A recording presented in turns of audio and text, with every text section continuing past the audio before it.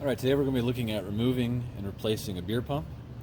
And in addition to that, we'll be swapping out some parts on these flow reversal valves. There's already a video on our website on how to replace the reversal valves, but I'm going to include it in here just because they're pretty similarly linked.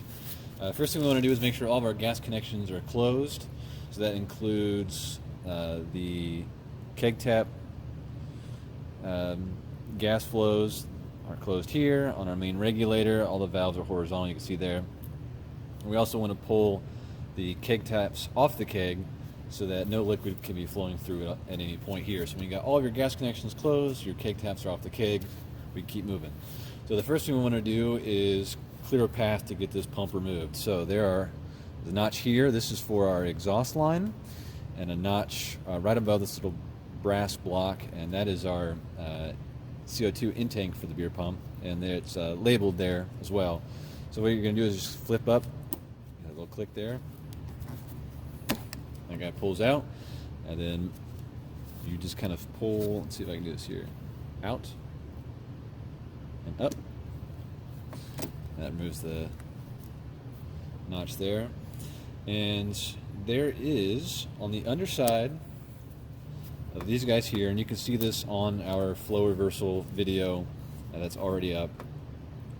To remove these guys, I just take a Phillips or a flathead screwdriver. On the underside is just a little notch that clicks down, and that's how you easily remove your beer line in there. That's not totally necessary, but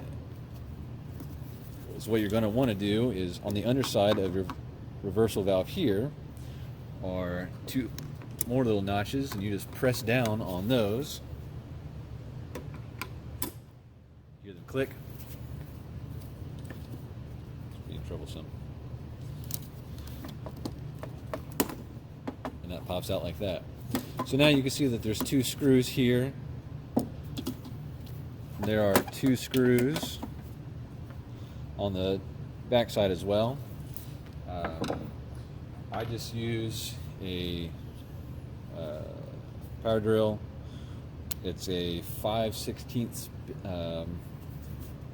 bit, and you just easily back out all four of those.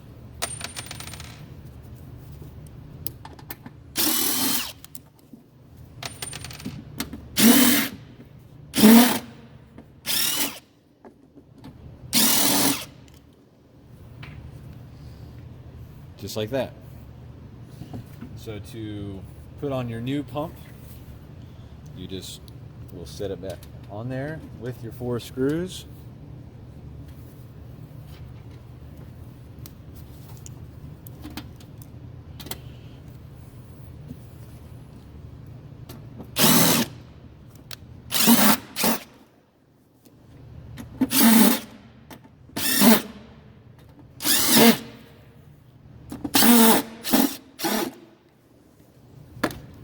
Those are all good and tight. Looking good. So you got your new pump on. So now what we're going to do is just replace the flow reversal valve. So there's the underside connecting these 90s here. If you couldn't see them earlier, they just slide up and down. That's how those 90s go in. So I'm going to pop this one off just to make it a little easier to put on. And here are the two little flippies that connect the reversal valve to the pump.